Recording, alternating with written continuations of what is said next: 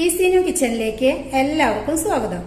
ഇന്ന് ഞാനിവിടെ ഉണ്ടാക്കിയിട്ടുള്ളത് അയില മുളക് കറിയാണ്. ചെറിയ അയിലയാണ് കിട്ടിയിട്ടുള്ളത്. അപ്പൊ നമ്മള് എല്ലാവർക്കും മുളക് കറിയൊക്കെ ഉണ്ടാക്കാൻ അറിയാം. എന്നാലും പലരും പല രീതിയിലാണ് കറി ഉണ്ടാക്കുന്നത്.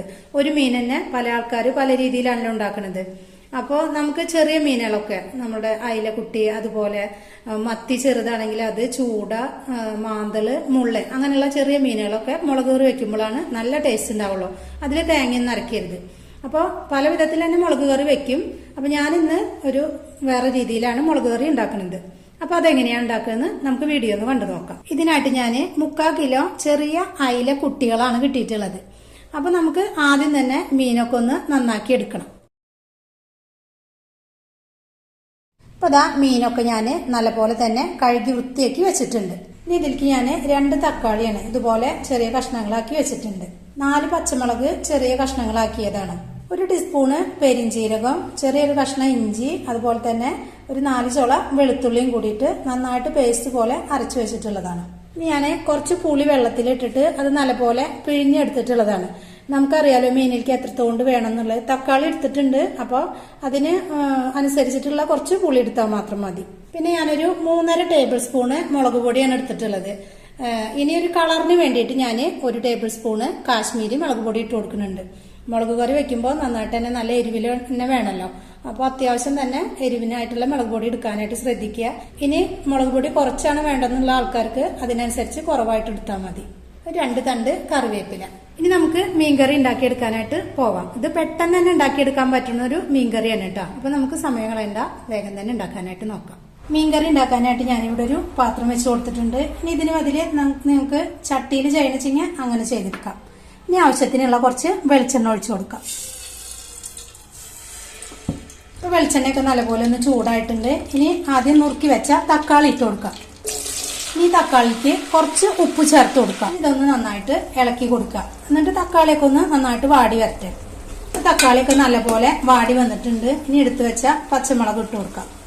അതുപോലെ തന്നെ ഇഞ്ചി, വെളുത്തുള്ളി, പെരിഞ്ചീരകം കൂടി അരച്ചത് ഒരു 3/4 ടേബിൾ സ്പൂണ് ഇട്ട് കൊടുക്കാം. എന്നിട്ട് ഒന്ന് നല്ലപോലെ തന്നെ ഇളക്കി കൊടുക്കാം. ഇനി ഒരു 1/4 ടീസ്പൂണ് മഞ്ഞൾപ്പൊടി ഇട്ട് കൊടുക്കാം. ഇനി ഒരു 2 തണ്ട് കറിവേപ്പില ഇട്ട് കൊടുക്കാം. വീണ്ടും ഒന്ന് ഇളക്കി കൊടുക്കാം. ഇനി തീ നന്നായിട്ട് തന്നെ കുറച്ച് വെക്കണം.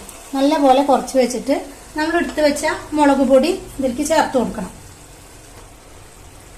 മുളക് പൊടി ചേർത്തിട്ട് നന്നായിട്ട് തന്നെ ഒന്ന് ഇളക്കി കൊടുക്കാം. അതിനാണ് തീ നന്നായിട്ട് കുറച്ച് വെക്കണം എന്ന് പറഞ്ഞത്. ഇനി നമ്മൾ എടുത്ത് വെച്ച പുളിവെള്ളം ഇതിലേക്ക് ഒഴിച്ചു കൊടുക്കാം. കുറച്ച് ഒഴിച്ചിട്ട് നമുക്ക് ആവശ്യത്തിനനുസരിച്ചിട്ട് ഇല്ലേന്ന് നോക്കിയിട്ട് പിന്നെ ഒഴിച്ചു കൊടുത്താൽ മതി.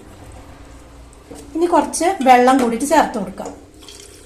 ഇനി നന്നായിട്ടൊന്ന് ഇളക്കി കൊടുത്തതിന് ശേഷം നമുക്ക് മീൻ അതിലേക്ക് ഇട്ട് കൊടുക്കാം. അതിനുശേഷം നമുക്ക് ഉപ്പൊക്കെ നോക്കാം. മുളക് കറി വെക്കുമ്പോൾ കൂടുതലായിട്ട് വെള്ളം വേണ്ട, അപ്പോൾ കുറച്ചുകൂടി വെള്ളം ചേർത്ത് കൊടുക്കാം. ഇത്ര മാത്രം വെള്ളം മതി. ഇനി നമുക്കിതിൽ ഉപ്പൊക്കെ ഒന്ന് നോക്കാം. തക്കാളിയിൽ കുറച്ച് ഉപ്പല്ലേ ചേർത്ത് കൊടുത്തിട്ടുള്ളൂ. കുറച്ച് ഉപ്പ് ചേർത്ത് കൊടുക്കുന്നുണ്ട്. ഇനി ഇത് കുറച്ച് സമയം ഒന്ന് ഇങ്ങനെ അടച്ചു വെച്ചിട്ട് ഒന്ന് തിളക്കട്ടെ. ഇതാ കറിയൊക്കെ നന്നായിട്ട് തിളച്ച് വന്നിട്ടുണ്ട്. ഇനി കുറച്ച് സമയം കൂടി ഒന്ന് വെന്ത് കഴിഞ്ഞാൽ നമുക്ക് ഇറക്കി വെക്കാം. ഇങ്ങനെ വെക്കുമ്പോൾ നല്ലൊരു ടേസ്റ്റാണ് കറിക്ക് ഉണ്ടാവുക. പെട്ടെന്ന് തന്നെ ഇത് നമുക്ക് ചെയ്തെടുക്കാനും പറ്റും. ഞാൻ 2 തരത്തിലായിട്ട് പുളിങ്കറി വെക്കാറുണ്ട്, മുളക് കറി വെക്കാറുണ്ട്.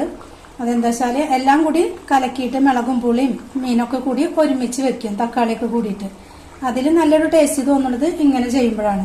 ഇനി നമുക്കിതിൽ വേറെ ഉള്ളിയൊന്നും മൂപ്പിച്ച് ഒഴിക്കേണ്ട ആവശ്യമില്ല. ഇങ്ങനെ തന്നെ മതി. വേറെ വെളിച്ചെണ്ണയുടെ ആവശ്യമില്ല. നമ്മൾ വഴറ്റുമ്പോൾ തന്നെ വെളിച്ചെണ്ണ ഒഴിച്ചിട്ടുണ്ടല്ലോ. ചെറിയ മീനായ കാരണം അധികം വേവിക്കേണ്ട ആവശ്യമൊന്നുമില്ല. എന്നാലും കുറച്ച് സമയം കൂടി ഒന്ന് വേവട്ടെ. അപ്പൊ അതാ നമ്മുടെ മീൻകറിയൊക്കെ നന്നായിട്ട് ചെറുങ്ങനെ വറ്റി വന്നിട്ടുണ്ട്. ഇനി നമുക്ക് സ്റ്റവ് ഓഫ് ആക്കാം. 2 കറിവേപ്പില കൂടിയിട്ട് ഇട്ട് കൊടുക്കാം. ഇപ്പൊ ദാ നമ്മളുടെ അയലക്കറിയൊക്കെ ദാ റെഡി ആയിട്ടുണ്ട്. ഇതുപോലെ നിങ്ങൾ ചെയ്തിട്ടില്ലെങ്കിൽ എന്തായാലും ഒന്ന് ഉണ്ടാക്കി നോക്കുക. വീഡിയോ ഇഷ്ടമായ ലൈക്ക് ചെയ്യുക, ഷെയർ ചെയ്യുക, സബ്സ്ക്രൈബ് ചെയ്യുക. Thank you.